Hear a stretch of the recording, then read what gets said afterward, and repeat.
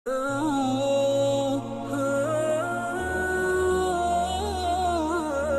di antara manusia ada orang yang berkata, kami beriman kepada Allah. Namun apabila ia diuji di sisi Allah, ia menganggap ujian manusia itu sebagai azab dari Allah. Dan sungguh jika datang pertolongan dari Tuhanmu, mereka pasti akan berkata, sesungguhnya kami ikut bersama kalian. Bukankah Allah lebih mengetahui apa yang ada di dalam dada setiap manusia?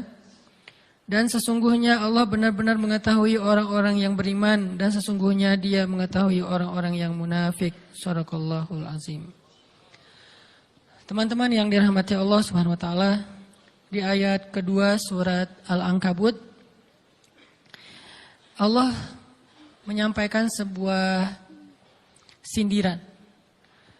Allah nyindir dengan bahasa, emangnya manusia fikir Allah akan biarin aja mereka mengatakan kami telah beriman, sementara mereka tidak diuji. Ini Allah lagi menyindir orang-orang yang selama ini berputus asa setelah beriman. Berputus asa setelah berhijrah. Berputus asa dan mengeluh setelah bertaubat. Allah lagi nyindir mereka nih. Seolah-olah Allah bilang, kenapa setelah kalian beriman, malah kalian masih berkeluh kesah? Kenapa kalian setelah bertaubat, malah menjadi ragu kepada Allah? Kenapa kalian setelah berhijrah, malah jadi labil? Bukankah harusnya setelah kalian menyatakan kami taubat, kami hijrah, kami beriman, harusnya iman kalian makin mantap? Dan bukti bahwa iman kalian mantap apa?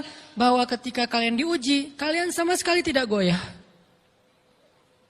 Jadi Allah Subhanahu wa taala seolah-olah mengatakan bahwa ujian adalah tabiat iman. Bahwa ujian adalah tabiat iman. Bisa diuji dengan ujian yang kita tidak suka, bisa juga diuji sebaliknya dengan ujian yang kita suka. Bisa diuji dengan ujian yang sifatnya fisik, bisa diuji dengan ujian yang sifatnya harta, bisa juga diuji yang lebih berat lagi dengan ujian yang sifatnya perasaan. Yang jelas, semuanya diuji. Bisa diuji dengan ujian musibah, bisa juga diuji dengan godaan-godaan dari syaitan yang melalui hawa nafsu kita. Bisa diuji dengan kemarahan, dipancing oleh orang lain untuk marah, dipancing di sosmed untuk ngebalas komen-komen mereka, dipancing untuk berdebat, dipancing untuk akhirnya kita saling menjudge, saling menjatuhkan, saling menjelekkan. Ini semuanya bentuknya ujian. Makanya Allah Subhanahu wa taala mengatakan di pembukaan surat Al-Ankabut, kalau ujian itu adalah tabiat iman. Ujian dan keimanan itu nggak bisa dipisahkan. Apa hubungan antara iman dengan sabar? Sehingga Allah Subhanahu wa taala menilai keimanan seseorang itu dengan cara mengujinya. Apa hubungan antara iman dengan sabar? Ternyata ciri yang paling jelas orang yang imannya baik adalah sabarnya. Makin baik imannya, harusnya makin kuat kesabarannya.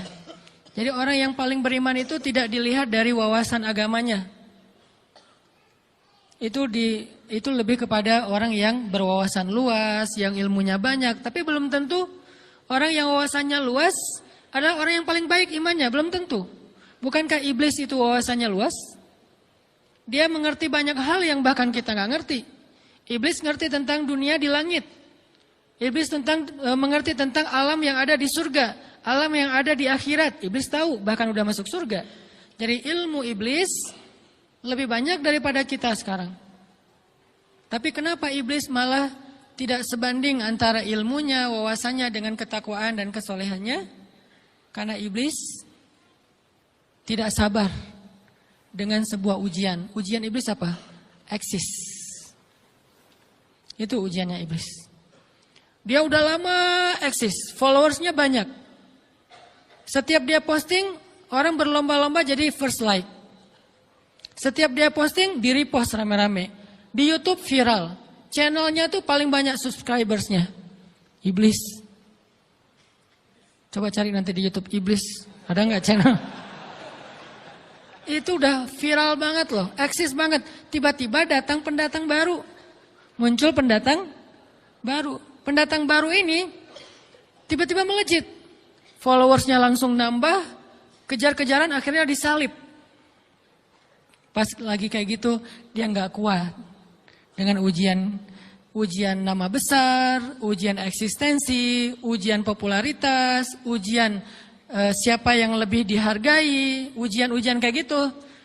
Sama kayak kita kadang-kadang ngerasa udah banyak jasa dalam sebuah organisasi, udah banyak jasa dalam sebuah komunitas, udah banyak jasa dalam sebuah lingkungan, masjid, sekolah, organisasi, teman-teman.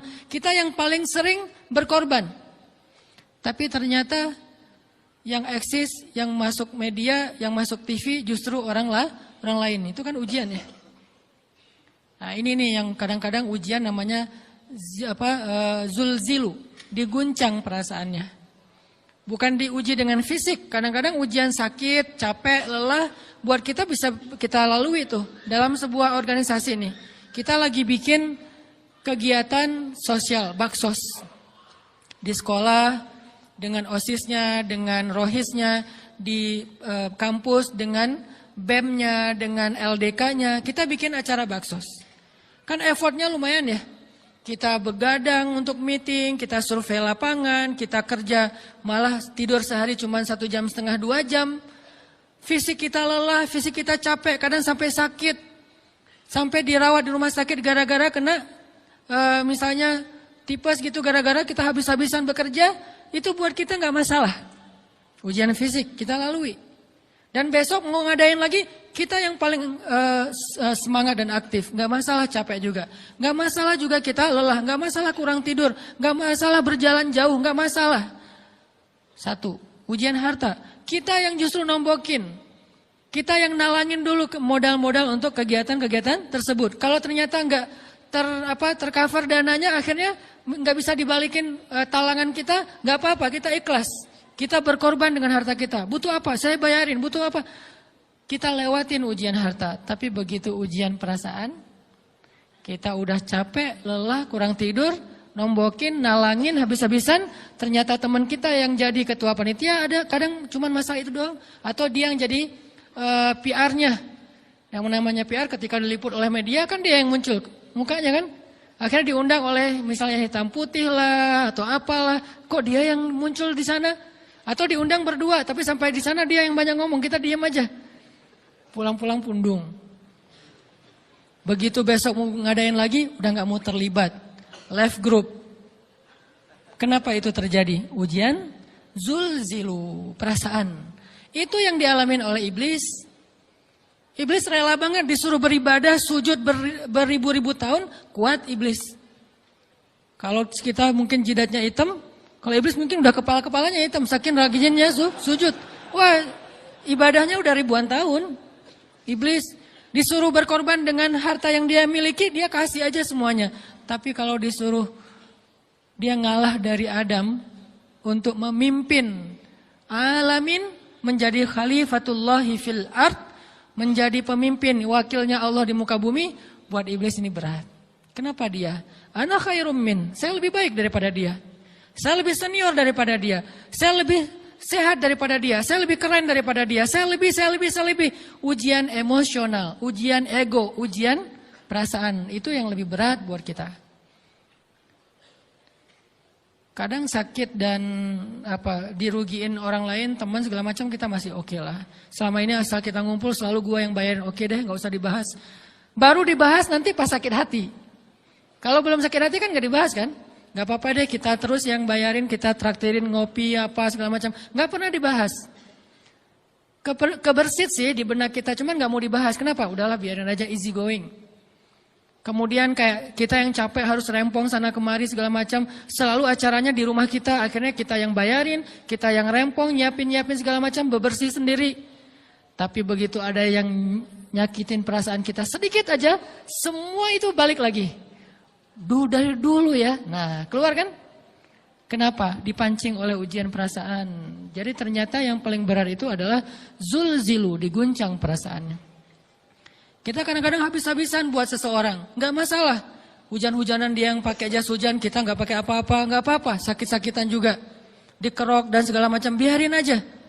Kalau perlu misalnya kalau bannya lagi kempes, dia naik Grab, kita dorong-dorong motor terus cari tempat segala macam sampai tengah malam, nggak apa-apa deh buat dia. Apa sih yang nggak buat kamu? Begitu dia selingkuh, keluar semuanya. Mulai list report keuangan. Wah dulu sekian, sampai uang receh-receh juga dihitung kan ya. Kenapa bisa kayak gitu? Perasaan kan? Nah ini nih yang kita coba belajar. Mungkin malam ini kita lebih banyak membahas tentang sabar terhadap ujian perasaan. Karena banyak macam-macam ujian. Nah gimana kita memanage perasaan kita, gimana cara kita merecovery perasaan kita dengan bab sabar. InsyaAllah nanti akan kita lanjutkan setelah selesai sholat isya. Barakallah. Bismillahirrahmanirrahim. Teman-teman yang dirahmati Allah Subhanahu wa taala, kita lanjutkan tentang masalah sabar. Terutama sabar zulzilu, ketika kita diuji dengan ujian ego, marah, perasaan, sakit hati, yang kayak gitu-gitu. Ini ujian jauh lebih berat daripada ujian fisik dan ujian harta. Termasuk rasa cinta, rasa benci, kadang itu menjadi ujian. Kenapa ujian bikin kita jadi tidak lagi logis, nggak realistis, dan kadang-kadang mengabaikan hal-hal nilai-nilai yang kita selama ini pegang sebagai satu kebenaran. Kita mengabaikan batasan-batasan syariat. Ini semuanya ujian dari Allah Subhanahu wa taala. Sehingga tidak disebut orang yang beriman kecuali ketika Allah Subhanahu wa taala melihat dia sabar dalam ujian.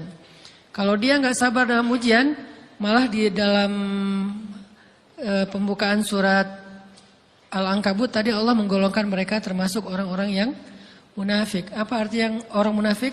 Orang yang mengaku beriman tapi sebetulnya dia tidak beriman. Apa salah satu buktinya? Dia tidak sabar. Jadi kalau kita mau menilai diri kita mukmin atau munafik, dan ini bukan materi untuk menjudge orang lain. Oh ternyata dia itu munafik. Bukan. Lagi-lagi konsep kita belajar itu angle-nya untuk diri kita sendiri. Saya sangat tidak merekomendasikan kita belajar untuk mendapatkan kaca pembesar. Mencari-cari kesalahan saudara kita. Tapi kita belajar untuk semakin bisa bercermin. Untuk menemukan aib dan kekurangan diri kita. Jadi semakin kita tahu ilmu agama, semakin kita tahu ayat dan hadis, semakin kita punya cerminan untuk menilai diri kita dan memperbaiki diri kita. Bukan nyari kaca pembesar untuk memperjelas aib-aib dan kesalahan orang lain. Kalau kita pengen menilai diri kita ini orang yang mukmin atau munafik, caranya lihat aja kita sabar nggak nih, terutama dalam masalah emosional. Dalam masalah ego, dalam masalah marah, dalam masalah hawa nafsu, dalam masalah perasaan cinta, dalam masalah benci segala macam, masih bisa nggak kita adil bahkan kepada orang yang kita benci? Adil kepada orang yang kita benci, adil kepada musuh sekalipun. Bahwa jangan sampai kita gara-gara nggak suka kepada seseorang, kita berlaku zalim kepada dia. Jangan. Ini berarti kita harus ngelawan ego kita sendiri. Ego untuk memaafkan orang lain. Ego untuk bisa melupakan kesalahan orang lain.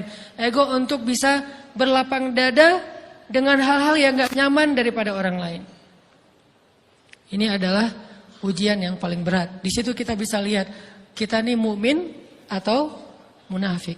Kalau gak pernah sabar sama sekali dalam masalah ego, dalam masalah emosional, berarti jangan-jangan kita tergolong di antara orang-orang yang kata Allah, wa ma hum bimu'minin. Mereka bukan orang yang beriman. Kata Allah di surat Al-Ankabut, mereka itu adalah wala ya'lamannallahul munafikin, orang-orang yang munafik. Nauzubillah min dzalik. Kalau kita merasa pernah sabar terhadap emosi kita, sekarang kita lihat sesering apa kita sabar terhadap emosi kita. Maka derajat seorang mukmin tergantung tingkat kesabarannya. Ada yang orang sabar hanya kalau disakiti dengan satu kata. Ada yang sabar dengan satu kalimat. Ada yang sabar dengan satu paragraf. Ada yang sabar dibully rame-rame juga dia sabar.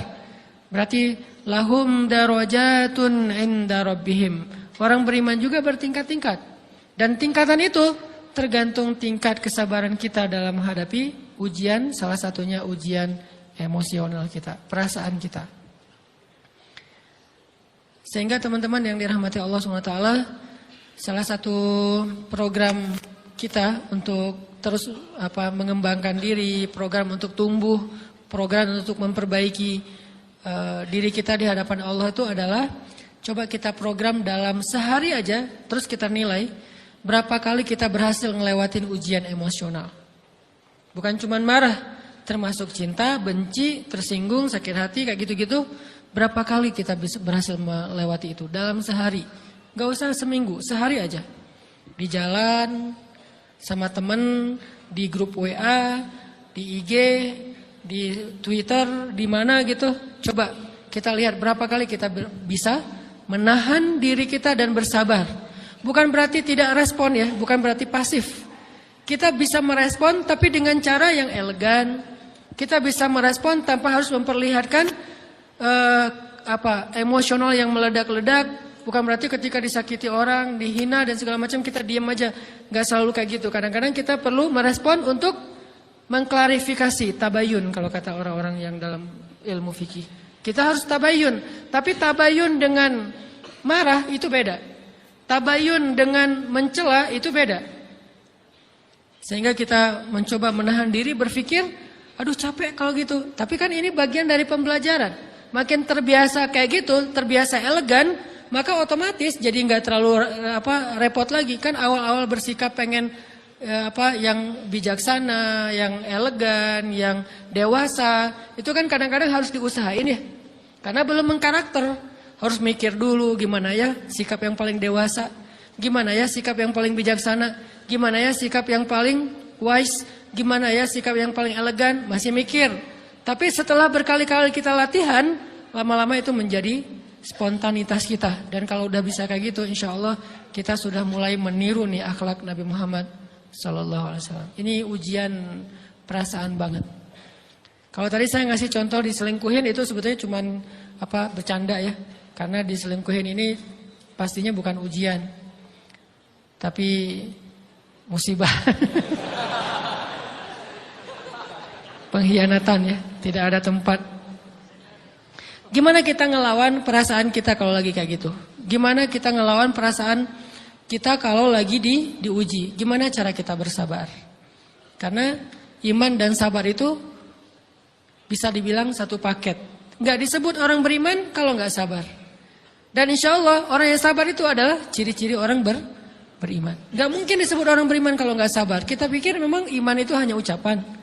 Kalau iman itu cuma ucapan, inna sholati wa nusuki wa mahyaya wa mamati lillahi rabbil alamin, gampang. Kalau iman itu cuma ucapan, hasbiyallah wa ni'mal wakil, gampang.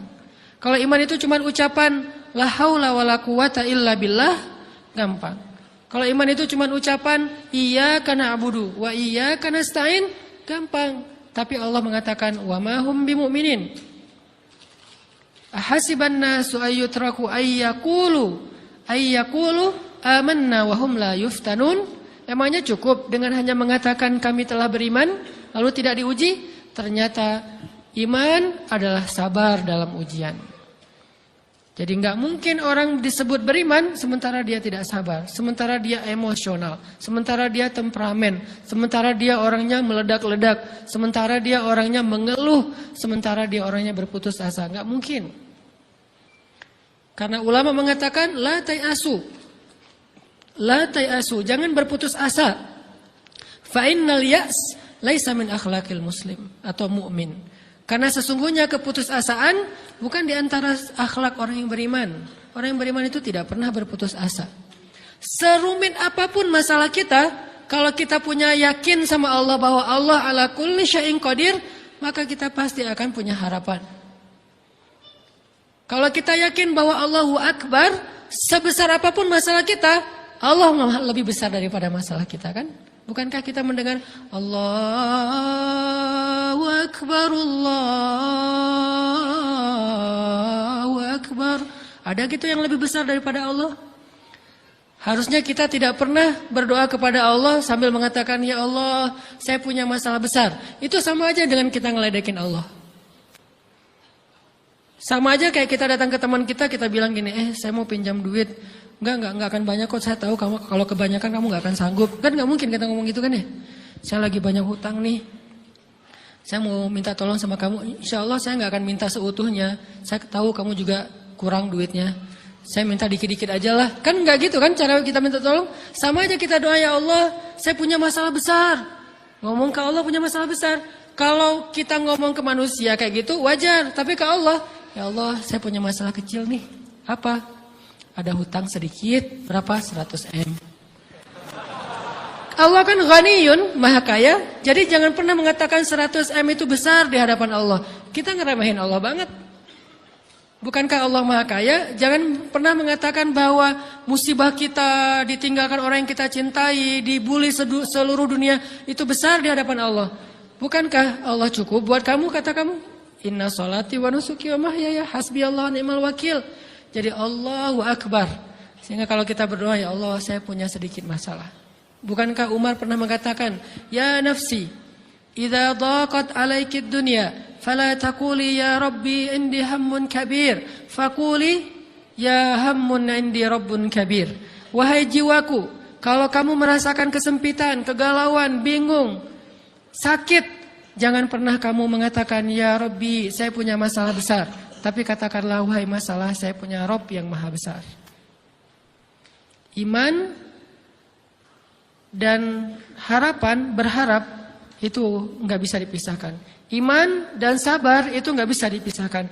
Iman dan berserah diri atau menyerahkan urusannya, tawakul atau kita nyebutnya tawakal, nggak bisa dipisahkan.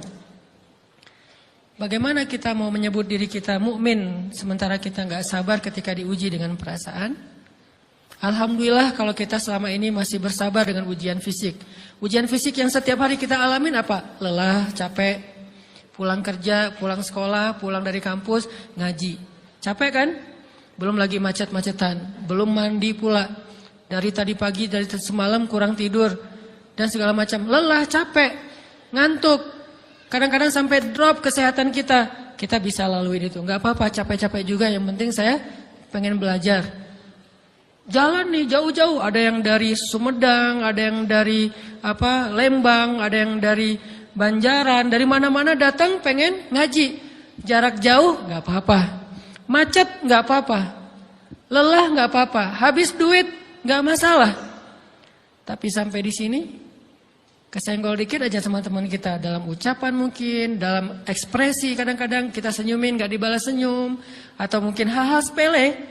Itu bikin seolah-olah amal kita yang udah habis-habisan tadi jadi berkurang sampai habis pahalanya.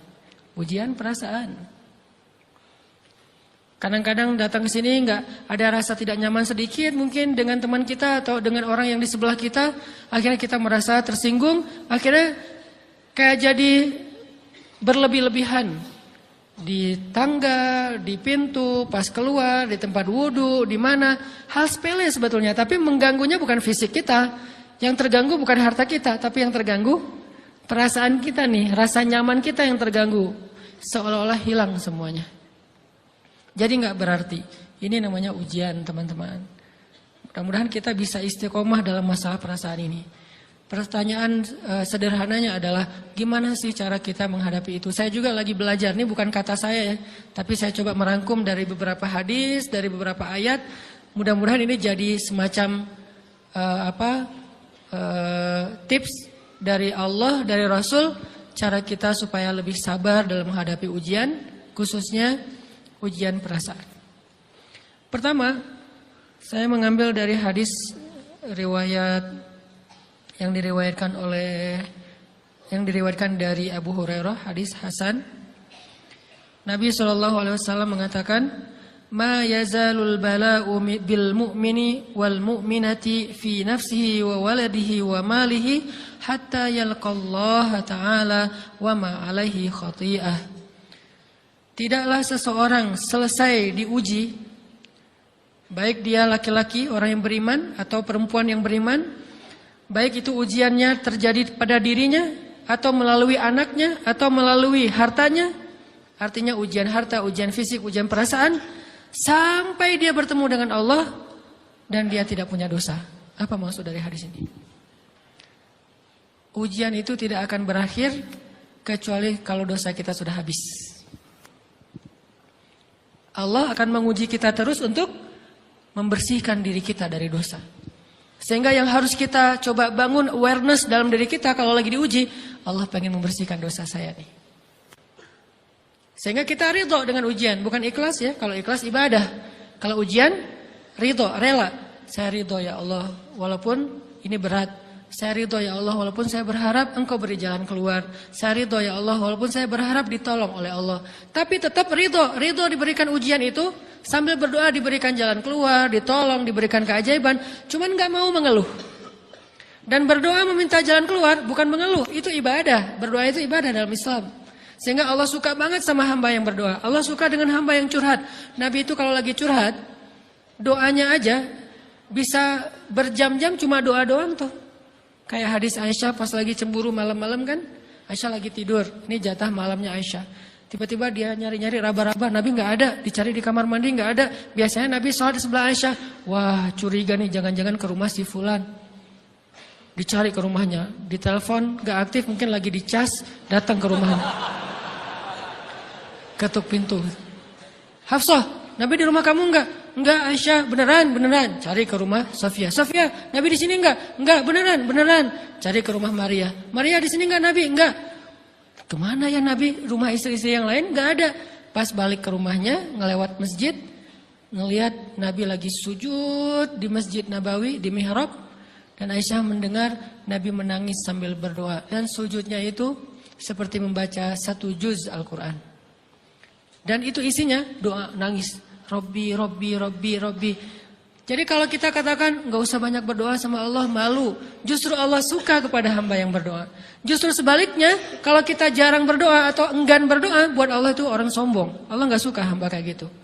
Kamu gak butuh saya, sama kayak kita lagi ada masalah, punya teman yang punya kelebihan harta, terus kita kayak bingung gitu nyari kesana kemari pinjaman, dia gak dikasih tahu. Pas dia tahu dari orang lain, dia ngomong apa? Kamu gak nganggap saya ya? Emangnya saya bukan teman kamu? Kok kamu punya masalah keuangan tapi saya nggak dikasih tahu, malah saya tahunya dari orang lain? Tersinggung kan? Kalau teman kita aja tersinggung, apalagi Allah. Kamu punya masalah kok nggak ngomong ke saya, wahai hambaku? Bukan berarti Allah nggak tahu. Allah tahu, cuman Allah berhak, bukan ingin ya, berhak untuk dilibatkan. Allah berhak untuk dicurhatin. Allah berhak untuk dijadikan tempat kita untuk habis-habisan menangis dan melampiaskan masalah kita kepada Allah dalam bentuk curhat-curhat dan doa. Sehingga kalau kita berdoa, ya Rabbi, Allah langsung inni qarib, mendekat Allah kepada kita. Jadi teman-teman yang dirahmati Allah, kalau kita punya masalah, kita coba bangun awareness, oh Allah pengen membersihkan dosa-dosa saya nih. Terus kita berdoa, ya Allah bantu saya, ya Allah tolonglah saya, istighfar. Saya kadang-kadang ngerasa nih, kalau ada dosa, ada kesalahan, ada kekeliruan yang saya lakukan, misalnya gitu. Kalau saya nggak kuat istighfarnya, bentar lagi akan diuji sama Allah. Ujinya macam-macam, alhamdulillahnya ujiannya masih ketahan. Pasti diuji sama Allah. Kalau istighfarnya nggak kuat, taubatnya tuh nggak kuat, langsung diuji sama Allah. Dan saya langsung sadar, oh benar berarti yang tadi ini lagi dihapus sama Allah nih. Perkencang lagi, perkuat lagi istighfar. Kenapa? Karena kalau istighfar kita kuat, berarti kan dosa kita dihapus dengan istighfar ya. Otomatis ujian kita durasinya berkurang. Makin kuat istighfar, makin berkurang. Kalau istighfarnya udah mantap, udah selesai, Allah cabut tuh ujian kita. Diganti dengan kebaikan. Jadi teman-teman, kita coba sadari, oh kalau Allah menguji saya, memang saya banyak dosa. Sebelum kita mencari kambing hitam, nyalah-nyalahin orang lain, sebelum kita marah kepada orang lain, kadang wajar kita marah kepada orang lain gara-gara ucapannya, komennya, teks dari dia, wajar. Tapi sebelum itu, marah dulu kepada diri kita atas dosa dan kesalahan kita yang baru saja kita lakukan. Atau yang dulu kita lakuin dan belum benar-benar kita tinggalkan. Kalau kita ngerasa banyak dosa di masa lalu sebelum kita taubat, hijrah, berarti mungkin itulah alasan kenapa sekarang kita diuji setelah hijrah. Kenapa agak-agak harus jungkir balik setelah kita hijrah. Kenapa harus sedikit berdarah-darah setelah kita hijrah. Anggap aja itu untuk mengkifarat, membersihkan dosa-dosa kita yang telah lalu. Supaya apa? Supaya kalau kita pulang kepada Allah, kita pulang dalam keadaan bersih. Dan itu pasti akan menjadi orang yang paling beruntung. Daripada nanti diberesin di akhirat, mending diberesin di dunia kan? Soalnya kalau diberesin di akhirat, itu lebih berat. Akhirat itu perlakuannya beda dengan di dunia. Di dunia kalau kita salah, akan dibalas oleh Allah. Kalau kita belum taubat, dibalas oleh Allah sama. Tapi di akhirat, ukurannya beda. Sehingga heran ya, kalau ada orang yang merasa beruntung lolos dari hukuman dunia, dia pikir dia udah lolos dari hukuman Allah, mending dia beresin deh di dunia daripada nanti di akhir berlarut-larut. Itu bahaya banget. Kalau buat saya pribadi dan saya yakin teman-teman juga kayak gitu, gak mau ada masalah di akhirat, mending masalah di dunia aja. Tapi masalah di dunia juga kita gak mau berlarut-larut, pengen cepat dimudahin sama Allah. Caranya istighfar. Tidaklah Allah memberikan kepada kita ujian kecuali salah satu alasannya pengen menghapuskan dosa. Idza kathurat dzunubul 'abdi wa lam yakun lahu min 'amalin liyukaffiraha fabtalahu Allahu bil hazan liyukaffiraha. Kalau seorang hamba banyak dosa dan dia enggak cukup amal untuk mengkifarat dosa-dosanya, Allah akan menguji dia dengan rasa sedih, dengan rasa kecewa, dengan rasa berat, sakit hati untuk mengkifarat dosa-dosanya. Itu yang kita bangun. Sehingga kalau ada masalah sama orang lain, kita memperbaiki diri dulu. Bukan sibuk dengan kesalahan dia terus menerus yang gak mau kita maafin. Misalnya ada teman kita nih, jadi clash sama kita.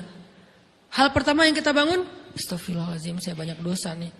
Tapi kan yang salah dia, ya. Tapi mungkin dia nggak akan mengatakan kalimat itu, nggak akan bersikap kayak gitu kalau kita nggak punya dosa. Allah sengaja mengutus dia untuk menguji kita lewat kata-katanya, lewat perilakunya, karena kita punya dosa. Jadi penyebab pertama diuji itu bukan teman kita yang salah, itu penyebab kedua. Memang dia salah dan itu harus kita akui, realistis lah. Dia salah, dia nggak pas, dia nggak bijak, dia apa? Oke. Tapi yang mentakdirkan dia salah kepada kita Allah Subhanahu wa taala. Kenapa Allah takdirkan gitu? Karena kita masih punya banyak dosa. Allah kirim kita ujian, bisa manusia, bisa alam, bisa dalam diri kita sendiri. Itu semuanya adalah cara Allah untuk menguji kita dan membersihkan dosa-dosa kita. Ini yang kita bangun pertama. Yang kedua, kata Nabi di dalam hadis Bukhari, "May yuridillahu bihi khairan." Yang terkenal kan yufaqihu fiddin, itu yang terkenal. Ternyata ada dua modelnya. Ada may yuridillahu bihi khairan yufaqihu fiddin. Siapa yang Allah pengen kasih dia kebaikan agama, kebaikan, Allah akan buat dia mengerti halal dan haram. Itu berarti Allah sayang sama dia. Ini satu model hadis. Ada model yang kedua, mirip redaksinya. May yuridillahu bihi khairan yusib min. Hadis Bukhari. Siapa yang Allah pengen ngasih dia kebaikan, Allah uji. Hah? Kok gitu caranya? Ternyata kayak gitu rahasianya. May yuridillahu bihi khairan, may yuridillahu bihi khairan. Siapa yang Allah pengen ngasih dia kebaikan, Allah kasih dia musibah atau ujian. Kenapa bisa seperti itu, Ustaz? Fa inna ma'al usri yusra. Inna ma'al usri yusra. Seolah-olah Allah bilang di dalam ayat itu, kalau kalian mau dapat kemudahan, biasanya lewatnya kesusahan dulu. Kalau kalian pengen dapat keberuntungan, biasanya dapatnya kerugian dulu. Tapi keberuntungan dan kerugiannya pasti nggak sebanding. Keberuntungannya jauh lebih besar daripada kerugiannya. Kerugian itu kayak modal doang, DP. Jadi kalau kita mau dapat kejutan dari Allah, Allah kasih kita DP. DP-nya apa? Ujian, DP-nya musibah, DP-nya rasa nggak nyaman. Itu DP tuh. DP terhadap apa? DP dari Allah terhadap hadiah-hadiah besar yang Allah pengen ngasih ke kita setelahnya. Cuman banyak orang yang menolak DP ini. Sama kayak kita misalnya. Kalau kita mau ngasih dia hadiah, kita kasih dia kayak kejutan dulu. Dia lagi ulang tahun nih, disiram air dulu. Setelah itu dikasih hadiah-hadiah yang mahal. Rela gak disiram air demi hadiah? Rela, udah siramin lagi aja. Kalau setelahnya ada hadiah. Yang kita gak rela, kalau setelah disiram, disuruh bersih-bersih sendiri dan gak dikasih apa-apa. Kan gak rela tuh.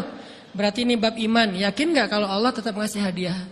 Kan sabar dan iman itu ternyata tahu aman, kembar. Kalau kita yakin Allah ngasih hadiah setelah ngasih kita DP ujian, ya kita akan sabar. Gak apa-apa deh, bentar lagi mau dikasih hadiah, digini-giniin juga gak masalah. Dibully, diapain sama Allah, biarin aja. Ya Allah saya sabar, kan bentar lagi mau dikasih hadiah nih. Ini masalah yakin. Tapi kalau kita gak yakin, apa sih maunya Allah gitu kan? Begitu kalimat ini keluar, maka yang muncul setelahnya adalah mengeluh, berputus asa, dan gak akan sabar menghadapi ujian. Ujian, kata Nabi, may yuridillahu bihi khairan, siapa yang Allah pengen kasih hadiah, siapa yang Allah pengen kasih kejutan, siapa yang Allah pengen kasih pertolongan, siapa yang Allah pengen kasih kebaikan, yusib min, Allah akan uji dia dulu. Ini sunnatullah. Sehingga kalau kita lagi diuji, yang kita lihat jangan ujiannya, apa setelah itu. Gimana ngelihatnya Ustaz gak kelihatan? Dengan mata hati. Istafti qalbak, tanya kepada hatimu, kelihatan gak? Dengan mata hati. Gimana ngelihat dengan mata hati? Dengan iman, saya percaya Allah pasti ngasih kebaikan setelah ini. Orang Allah sendiri yang ngomong, gak ada satu huruf pun di Al-Quran yang salah. Apalagi satu ayat, apalagi dua ayat. Fa inna ma'al usri yusra, ditegesin lagi. Inna ma'al usri yusra. Tapi usr dulu, baru yusr. Dikasih kesusahan sedikit, dikasih kemudahan yang banyak. Dikasih kesusahan sedikit, dikasih kemudahan yang banyak. Ini yang kita coba bangun tajdidul iman. Bangun memperbaharui yakin. Sehingga ketika kita diuji, sedih, wajar. Mengaduh sedikit bukan mengeluh ya. Kalau mengeluh kan nyalahin Allah. Kalau ngaduh, yang namanya orang dicubit kan, itu ngaduh. Tapi kalau, apa sih maunya Allah? Nah itu ngeluh. Antara mengadu dengan mengeluh berbeda. Mengadu itu manusiawi. Sedih itu manusiawi. Air mata bahkan bukan hanya manusiawi, itu rahmat dari Allah. Orang yang gak bisa menangis itu yang bahaya. Kalau kita masih bisa menangis, berarti kita masih peka hatinya. Bukankah anak kecil paling sering menangis? Berarti hatinya peka. Siapa lagi selain anak kecil yang paling sering menangis? Cewek. Cowok itu emang gak punya perasaan, makanya jarang nangis. Cewek dikit-dikit nangis, jangan bilang, cemen banget sih nangis, cengeng apa. Enggak, karena dia perasaannya lebih peka dari kita. Itulah kenapa Allah menitipkan bayi kepada perempuan. Kalau dititipin ke laki-laki, hancur. Di balik kepekaan perempuan, di balik sensitifnya perempuan, di balik perasaannya yang luar biasa, di situ Allah Subhanahu wa taala menitipkan amanah, dia yang paling baik dalam merawat bayinya. Perempuan secara umum mungkin lebih banyak bicara daripada laki-laki ya. Walaupun ada orang yang perempuan pendiam banget, ada yang nggak ngomong sama sekali, misalnya diem-diem aja, ada. Tapi secara umum perempuan lebih banyak berucap daripada laki-laki. Emangnya ini kekurangan? Bukan. Ini kelebihan. Kalau dia berikan itu dalam hal yang tepat. Apa yang tepat? Mendidik anak. Justru karena perempuan banyak ngomong, lebih baik dalam mendidik anak daripada laki-laki. Laki-laki itu kurang mendidik, kurang mengedukasi kepada anak dengan usia tertentu karena dia jarang memahamkan. Salah hanya marah, salah hanya ditegur. Kalau ibunya jelasin gini sebelum tidur ibunya yang ceritain banyak cerita. Saya sendiri ngalamin sering mana seorang ayah sama ibu interaksi sama anak dalam bentuk verbal. Sering ibu. Jadi menangis itu rahmat dari Allah. Nggak apa-apa, nangis saja. Dan itu tidak disebut mengeluh. Kamu kok nangis? Ya kan orang Islam harus sabar. Emangnya nangis dengan sabar itu bertolak belakang? Sabar tetap sabar. Ya nangis jalan aja terus nangis. Nangis pakai nangisnya nggak cuma nangis doang. Emotikonnya juga nangis, berderai-derai gitu. Sampai air matanya menggenang gitu kan ya. Boleh lah. Ditambah lagi dengan visual menangisnya. Posting bahwa dia lagi tertusuk duri. Dengan postingan kaktus atau apalah. Dia pengen share ke semua orang bahwa saya sedang sedih. Sehingga nanti ketika ada orang yang menghibur dia dengan sedikit kata-kata yang sabar ya segala macam. Wah makin berderai-derai. Itu belum jadi. Kecuali dia keluarkan kata-kata mengeluh. Baru dia disebut orang yang banyak mengeluh. Berputus asa. Kalau mengaduh wajar. Walaupun ada nabi udah diuji berat gak mau mengaduh. Apalagi ngeluh. Zakaria. Digergaji mengadu aja enggak. Kenapa? Karena kata malaikat kalau kamu mengaduh sedikit aja, maka Allah Subhanahu wa taala akan menghancurkan kaum ini. Dia kasihan kepada kaumnya, enggak mau mengaduh. Satu-satunya orang yang kita tidak boleh mengadu hanya orang tua. Atau itu mengeluh kalau untuk orang tua. Kalau yang lain nggak disebut mengeluh. Kalau ke teman, malas nggak apa-apa. Jangan sering-sering tapi. Apaan sih? Ke teman boleh. Tapi ke orang tua, saja, itu bukan lagi mengadu, itu sudah mengeluh. Khusus untuk orang tua. Kalau di antara manusia. Kalau kepada Allah dan Rasul, pastinya lebih dari itu. Ketika kita diam saja, tidak langsung beranjak sami'na wa ata'na labbaik ya rabbi wa sa'daik, enggak memenuhi panggilan Allah, itu sudah disebut bagian dari kufur ingkar. Tapi minimal kita mungkin masih mengaduh, kita masih menangis, kita masih lelah, kita masih merasa lemah, setidaknya kita tidak mengeluh. Kenapa? Kita percaya Allah kalau mau ngasih hadiah kepada hambanya, DP-nya itu ujian. Dan yakinlah hadiahnya minimal 10 kali lipat lebih baik daripada ujian itu. Minimal, karena nggak ada amal soleh yang dibalas di bawah 10 kali lipat tuh nggak ada. Amal soleh, amal ya bukan niat. Amal yang udah kita kerjakan minimal dibalas 10 kali lipat. Minimal, maksimalnya bighairi hisab, tanpa batas. Bighairi hisab, tanpa batas. Ada yang 700 kali lipat kayak sedekah. Tapi tetap aja ayat sedekah di akhirnya ujung-ujungnya apa? Bighairi hisab juga kan? Berarti sedekah itu minimal dibalas 700 kali lipat. Minimal. Kalau kita yakin. Selalu syaratnya kalau kita yakin. Dan saya ngebuktiin itu banget. Saya pernah ngalamin lagi jalan-jalan di sebuah kota yang ada becak kayuhnya, becak sepeda gitu ya. Jalan terus saya bilang, Pak berapa ongkosnya? 20.000. Udah naik aja 20.000. Karena kita keliling-keliling kota, ternyata saya jadi kasihan sama dia 20.000. Kasihan kan 20.000 dibayar keliling kota, walaupun pas mampir beberapa tempat mungkin dia dapat tips ya. Tapi saya nggak tega gitu, dia cerita tentang anaknya lagi sekolah, apa segala macam, makin bikin baper kan. Pas selesai, saya kasih dia 100.000. Dari 20.000 dikasih 100.000 karena kasihan. Dan saya yakin nggak mungkin sedekah itu sia-sia. Kan Nabi bersumpah kan, demi zat yang jiwaku di dalam genggamannya, tidak berkurang harta karena sedekah. Demi Allah kata Nabi, nggak berkurang harta karena sedekah. Berkurang harta karena belanja? Ya. Berkurang harta karena pacaran? Banget. Modal banget kan? Apalagi buat cowok. Tapi berkurang harta karena sedekah? Nggak mungkin kata Nabi. Demi Allah nggak berkurang harta karena sedekah. Berkurang harta karena istri? Nggak. Karena memberi kepada istri itu pahalanya lebih gede daripada sedekah. Makanya ngemodalin pacaran setelah nikah itu tumbuh berkah. Modal pacaran sebelum nikah itu apes. Jadi kalau pengen modal nih, ngemodalin cewek, traktir, ngapa-ngapain, bayarin, jangan sebelum nikah. Sebelum nikah jadi orang pelit aja, nggak apa-apa. Tapi setelah nikah jor-joran ngasih, apalagi yang, bayarin semuanya. Kenapa? Pahalanya lebih gede daripada sedekah. Bahkan lebih gede daripada infak fi sabilillah.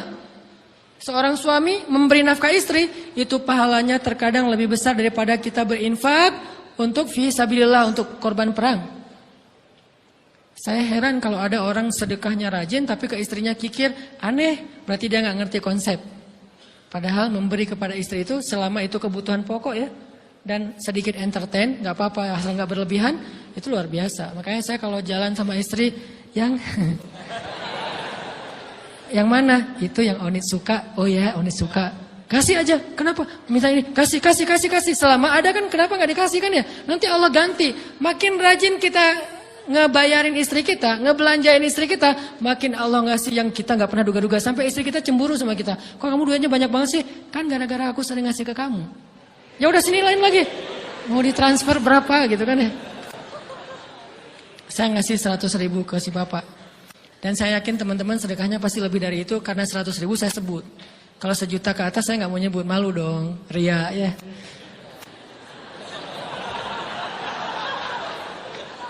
Sebenarnya nggak pernah sih. 100.000 deh, karena kan kecil, saya kasih 100.000. Ternyata begitu saya kasih 100.000, dia doa.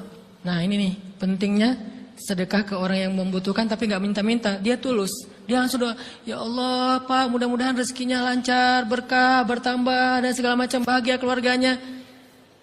Doa-doa ini semuanya dikabulkan dalam hitungan hari. Pertama, bertambah bahagia rumah tangganya, dapat kecupan dari istri. Dia nganggap suami saya cowok banget sih.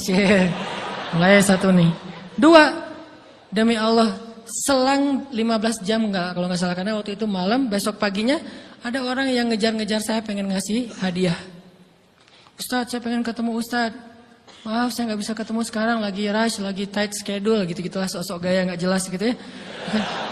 Terus Ustadz, saya pengen banget ketemu. Dia nggak ngomong pengen ketemu apa.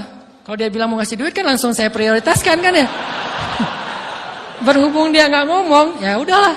Saya sosok jual mahal gitu. Tapi yang namanya rezeki kan gimana kita tolak, dia datang kan. Saya nolak. Pokoknya sebentar aja 5 menit nggak akan ganggu waktu Ustadz. Ya udah besok pagi ya pas breakfast gitu. Pakai gaya-gaya dikit breakfast. Pas breakfast, oh ya siap Ustadz. Jam berapa? Jam 8. Udah janjian jam 8. Mungkin orangnya nih dengar live streaming, Pak jazakumullah khair jaza. Makasih banyak, mudah-mudahan Allah tambahkan rezekinya. Terus beliau besok mau flight ke luar kota jam 8. Akhirnya ngubungin lagi malamnya, Pak Ustadz maaf gak bisa ketemu besok. Karena saya jam 8 itu jadwal terbang. Oh ya udah gak apa-apa, senang dong saya gak jadi ketemu kan. Tahu gitu kan nyesel saya tuh, senang. Besok pagi jam 6, Pak Ustadz alhamdulillah ternyata penerbangan saya di-delay ke jam 11. Allah delay penerbangannya demi ngasih rezeki buat saya. Kan luar biasa kan? Ini hikmah kepedean saya, kegeeran kepada Allah gitu. Di-delay demi saya. Kan kadang-kadang GR ya depan Allah ya. Robbi akraman kan gitu ayatnya. Allah memuliakan saya dengan istighfar tetap. Akhirnya saya bisa ketemu Ustaz. Saya nggak baca WA-nya. Terlambat baca, baru baca jam 8. Dia udah mulai agak putus asa. Kayaknya udah gak mungkin ketemu nih. Jam 8 pas saya baca, ternyata orangnya nggak di delay. Ya udah saya balas, ya udah sekarang saya tunggu ya jam 9, maaf cuma sebentar. Enggak apa-apa Ustaz, 5 menit. Datang dia. Datang ngasih apa coba? Ngasih duit 200 juta. Demi Allah. Cuman berselang beberapa jam saya tolak-tolak. Tahu gitu Pak, datang malam ini aja.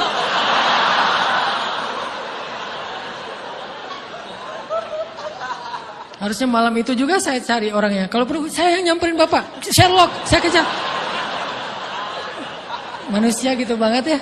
Tapi Masya Allah di situ saya jadi tahu, oh doa orang itu lebih akurat, lebih mantap, lebih diijabah daripada doa saya. Mungkin bukan karena sedekah, tapi karena doa setelah sedekah. Ya Allah dan segala macam dimudahkan sama Allah. Itu luar biasa loh. Saya nggak percaya. Saya pikir main-main. Orang ini iseng kayaknya pengen ketemu doang, pengen selfie. Ternyata pas saya cek, ditransfer, di capture, Ustadz udah ditransfer. Saya, jangan-jangan ini jebakan Batman gitu ya. Nyari-nyari sana segala macam. Alhamdulillah ternyata emang niat baiknya pengen, alhamdulillah saya terkesan, saya dapat hidayah lewat Ustaz segala macam. Sekarang saya pengen membalas jasa Ustaz walaupun kecil 200 juta. Untung saya nggak kaget dan kemudian pingsan. Pak 200 juta stroke kan ya, bahaya. Lebih mahal dari 200 juta. Ini keajaiban ya teman-teman. Jadi kita tuh, saya kan sering bilang keajaiban itu terjadi tergantung tingkat iman. Bukan saya udah soleh banget, enggak. Saya belajar terus untuk yakin deh sama Allah. Modal kita tuh kan gini sebetulnya kan. Duit kita tuh banyak loh teman-teman. Cuman gak disimpan di bank, gak disimpan di saku. Disimpannya di sisi Allah. Bedanya apa sih? Kenapa kita kalau disimpan di bank tenang? Saya lagi punya duit banyak dari 100 juta. Di mana? Di bank. Aman. Kenapa kalau disimpan di saku? Aman. Tenang. Kenapa kalau disimpan di Allah gak tenang? Kenapa kalau disimpan di Allah kita bilang gak punya duit? Ini kan gak fair sama Allah.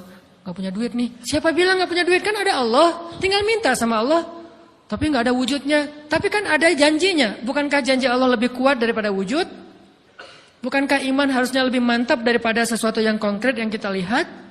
Ada duitnya di sisi Allah. Kenapa gak dikasih? Karena kita belum butuh. Kalau kita yakin duit kita itu ada di Allah, tapi dikasihnya pas kita butuh. Begitu butuh ya Allah, langsung dikasih sama Allah. Itu banget benar-benar terjadi dalam kehidupan kita. Pasti kayak gitu. Tingkat tergantung kita yakin apa enggak. Nih, kalau Allah bilang, "May yuridillahu bihi khairan", Allah kalau pengen ngasih hadiah kepada seorang hamba, Allah kalau pengen ngasih kejutan kepada seorang hamba, yusib. Allah kasih dia ujian sedikit aja. وَلَنَبْلُوَنَّكُمْ بِشَيْءٍ sedikit, bisyai'im minal khawf wal ju' ونقص من الأموال والأنفس والثمرات وبشر الصابرين. Kami uji sedikit aja dengan rasa lapar, dengan rasa takut, dengan sedikit kekurangan ini dan itu, sedikit.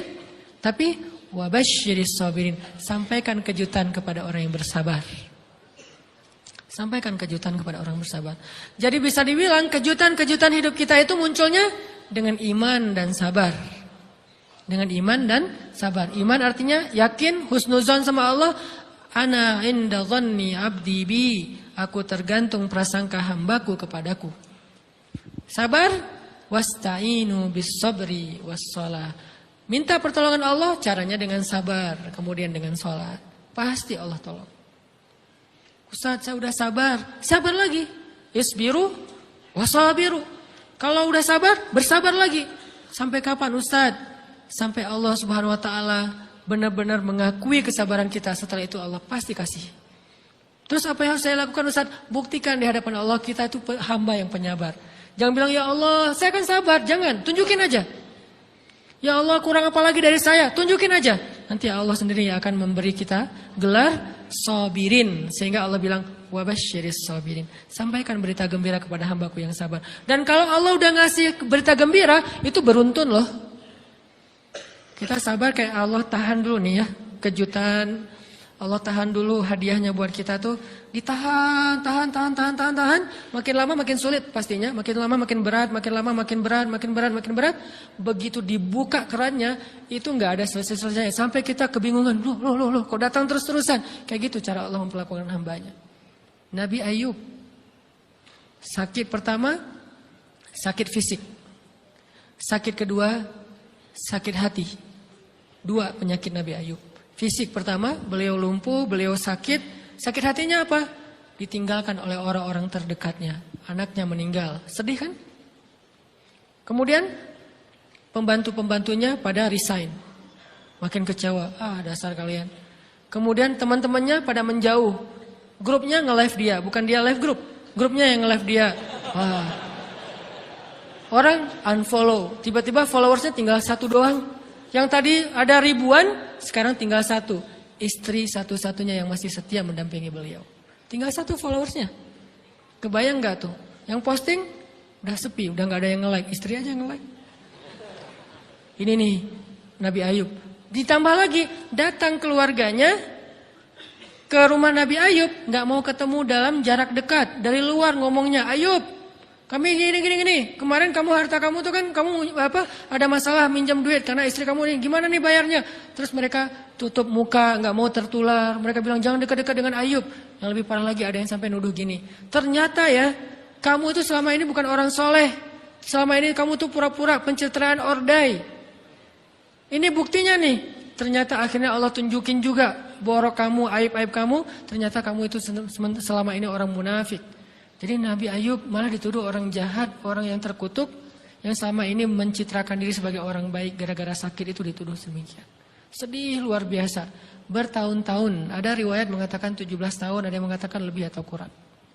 17 tahun ditahan semua kebaikan oleh Allah, kecuali 1, iman. Sehingga Nabi Ayub tetap yakin Allah Maha Baik. Pokoknya yakin Allah Maha Baik. Allah gimana pun diuji, Allah Maha Baik. Diambil anaknya, Allah Maha Baik. Diambil kesehatannya, Allah Maha Baik. Diambil hartanya, Allah Maha Baik. Jadi orang yang tadinya paling kaya di negerinya, sekarang paling miskin di negerinya. Kebayang gak tuh dibalik 180 derajat. Yang tadinya paling kaya, gak ada yang lebih kaya daripada Ayub, sekarang yang paling miskin. Gak ada yang lebih miskin daripada Ayub. Allah Maha Baik, Allah Maha Baik, Allah Maha Baik. Husnuzan kepada Allah. Dan itu gak sehari 2 hari, 17 tahun husnuzon kepada Allah. Pada puncaknya ketika istri beliau harus menjual rambut, gundul, potong rambut, dijual demi apa? Udah gak tahu lagi mengemodalin apa untuk ngasih makan Nabi Ayub. Akhirnya nyari-nyari kerja gak ada yang nerima, jual rambut, pakai jilbab, di rumah gak buka-buka jilbab. Ayub curiga, yang kenapa kamu gak buka jilbab di hadapanku? Enggak apa-apa, kan lagi musim panas, gak apa-apa. Akhirnya Nabi Ayub minta tolong dibukain ada apa, curiga kan. Pas dibuka udah botak rambut istrinya. Nabi Ayub menangis, kenapa, apa yang terjadi? Istrinya bilang, suamiku nggak ada lagi modal buat kita makan. Saya cari-cari kerja sana sini, nggak ada yang nerima. Bahkan untuk mandiin hewan aja nggak diterima. Akhirnya saya jual rambut saya, mudah-mudahan bisa untuk kita makan beberapa hari. Istrinya keluar, Nabi Ayub menangis, baru Nabi Ayub berdoa. Itu juga doanya malu-malu dan husnuzon. Malu-malu, husnuzon. Gimana kalimatnya? Rabbi massaniyaddur. Ya Allah, saya sakit. Gitu doang ngomongnya. Bukan, ya Allah udah sekian tahun saya sakit, saya gini, saya gitu. Enggak. Ya Allah, saya sakit. Wa anta arhamur rahimin. Tapi tetap, ya Allah buat saya engkau yang paling baik. Coba, masih ngomong gitu. Arhamur rahimin. Enggak apa-apa. Jadi seolah-olah mau ngomong, ya Allah saya sakit. Tenang-tenang, saya enggak ngeluh, ya Allah engkau tetap yang paling baik. Gitu coba Nabi Ayub ke Allahnya tuh. Langsung Allah munculkan mata air di bawah kaki Nabi Ayub. Tiba-tiba beliau jadi basah, mandi, sembuh semua penyakit, rontok dengan semua luka-lukanya. Dan wajah Nabi Ayub semua tubuhnya menjadi muda. Yang usianya tadi udah 80-an tahun, tiba-tiba menjadi di antara 35 tahun. Itu usia ideal. Maaf ya, saya usianya kurang lebih segitulah. Usia penduduk surga antara 30 sampai 40 tahun. Itu usia penduduk surga. Dan usia itu mempertemukan dua kebaikan. Fisiknya sudah sempurna dan akalnya juga kebijaksanaannya sudah sempurna. Kalau di bawah 30 tahun, fisiknya sempurna, akalnya belum sempurna. Kalau di atas 40 tahun, akalnya sempurna, fisiknya sudah berkurang. Antara 30, 40, 45 ya kurang lebih segitulah. Nabi Ayub menjadi muda lagi. Jadi keren. Persis kayak masa mudanya. Jadi kalau ngelihat foto yang postingan pertama di Instagramnya tuh mirip nih. Kan udah postingan yang ke-1000 ya. Udah berapa tahun dia pakai akun yang sama. Wah, mirip dengan yang dulu. Istrinya datang. Begitu datang, astagfirullahaladzim, ada cowok keren di rumahnya. Tapi mirip Ayub. Cuman gak mungkin ini Ayub. Langsung nyari Ayub, di mana Ayub? Kata Ayub, saya Ayub, suami kamu. Enggak, kamu bukan Ayub. Suami saya itu udah tua, suami saya sakit-sakitan, kamu bukan Ayub. Mirip sih. Akhirnya, saya Ayub, apa buktinya kamu Ayub? Ditunjukkan buktinya oleh Nabi Ayub. Apa buktinya? Nabi Ayub menyampaikan beberapa kenangan mereka berdua di masa lalu yang gak ada yang tahu kecuali mereka berdua. Itulah pentingnya kita menyimpan kenangan.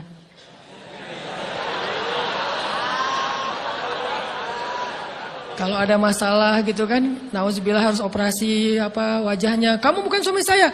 Ada buktinya apa? Ada satu hal yang cuma kita berdua yang tahu. Kalau perlu jangan satu hal, banyak hal ya. Cuman kita doang yang tahu. Orang lain nggak tahu. Pas disebut itu benar, tidak ada yang tahu masalah itu kecuali kita berdua. Akhirnya dipeluk Nabi Ayub ngajak istrinya untuk mandi di mata air yang sama. Istrinya mandi langsung muda lagi. Setelah itu Allah SWT beri mereka harta yang sangat banyak. Lihat kalau Allah udah buka, pertama fisiknya disempurnakan lagi, kemudian Allah turunkan air hujan. Diturunkan hujan bukan air. Hujannya dinar dan dirham. Di belakang rumah Nabi Ayub itu ada tempat penampungan gandum gitu kan. Ada 2 tempat penampungan. Turun hujan pertama dinar. Sampai penuh penampungan gandum dengan dinar. Koin-koin dinar yang 1 dinar mungkin harganya sampai 3 juta. Turun banyak. Kemudian turunnya lagi dirham. Penuh. Turun lagi di atas atap-atap beliau. Sampai rumah Nabi Ayub dipenuhi dengan dinar dan dirham. Ini apa? Nabi Ayub kaget. Setelah itu istrinya hamil. Setiap tahun ngelahirin 13 anak Nabi Ayub yang sudah Allah wafatkan. Lahir setahun satu. Wajahnya, karakternya, namanya semua persis seperti yang sudah Allah ambil. Seolah-olah mereka belum meninggal tapi mereka hanya pergi dan kembali lagi. Dibalikin semuanya. Dan Nabi Ayub lebih kaya berpuluh-puluh kali lipat daripada sebelum beliau sakit. Buah dari kesabaran. Artinya Allah kalau mau ngasih kebaikan yang berlipat ganda, yang luar biasa, yusib, Allah kasih dia ujian sedikit. Itu hadis Bukhari. May yuridillahu bihi khairan yusib min. Allah akan menguji dia. Dan yang terakhir yang kita coba bangun juga, ini saya lebih ke perasaan ya. Kalau amaliyahnya mungkin ustaz-ustaz lain mengajarkan amal riyadhah buat sabar segala macam. Ini lebih ke perasaan. Satu, kita yakin emang kita layak dikasih hukuman kayak gini, emang kita banyak dosa. Jangan terlalu besar kepala, saya nggak layak dihukum, saya nggak layak diperlakukan kayak gini. Kalau manusia ke kita wajar, kita ngomong kayak gitu. Saya nggak layak diperlakukan kayak gini sama dia, oke. Tapi oleh Allah layak banget karena emang kita banyak dosa. Makanya kalau kita nggak kuat lama-lama digituin, banyak istighfar. Yang kedua, husnuzon, lebih keperasaan nih. Oh, Allah pengen ngasih saya kejutan. Sabar, sabar, sabar. Sampai kapan? Sampai Allah benar-benar melihat kesabaran kita. Yang ketiga, nah ini juga lebih keperasaan. Allah itu kalau kangen kepada kita, ngasih kita ujian. Terutama kita yang kalau nggak dikasih ujian, jarang romantis sama Allah. Kalau udah dikasih ujian, Allah Akbarnya tuh bergetar gitu. Allahu Akbar. Kenapa banyak ujian? Tapi kalau lagi normal, sholat mah sebelah kaki, santai aja. Kalau perlu bersandar gitu ya. Sholatnya nggak wudhu, tayamum cepet-cepetan, biar gampang gitu. Kan tayamum juga boleh Ustaz, kayak gitu-gitu lah. Kenapa? Kalau lagi normal, doa Rabbana atina fid dunya hasanah. Kalau misalnya baca dalam sholat, qul huwallahu ahad, itu juga dibagi 3 rakaat. Tapi kalau lagi diuji, Alif Lam Mim, Toha, Yasin, semua dibaca pembukaan surat. Khatam 30 juz teh.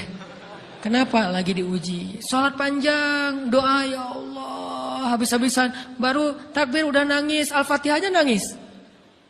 Terus kalau ini baca Al-Quran, Bismillahirrahmanirrahim, khusyuk gitu. Tahajud, belum malam dia udah tahajud gitu. Tahajud, kirain udah saking semangatnya. Maksudnya apa? Belum malam dia udah tahajud. Dari sore udah kangen malam. Kapan ya malam? Kapan ya tengah malam? Kapan ya saya pengen tahajud? Kangen dengan tahajud. Kan ada orang kayak gitu. Saya kenal beberapa orang yang katanya hanya menunggu malam aja setiap hari.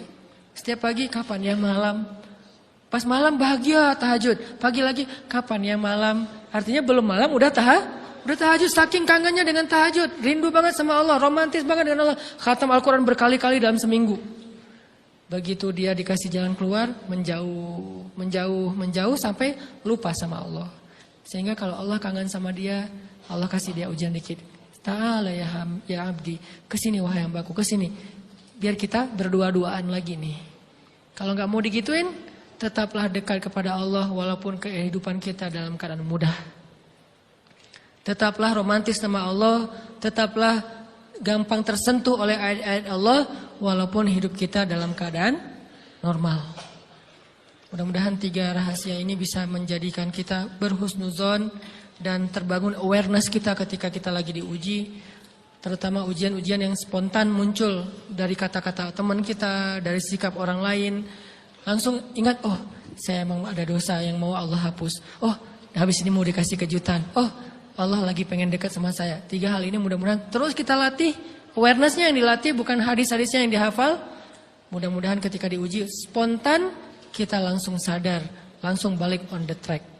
InsyaAllah Allah subhanahu wa ta'ala istiqomahkan kita. Fis sarra wa fit dharra. Dalam keadaan suka maupun dalam keadaan duka.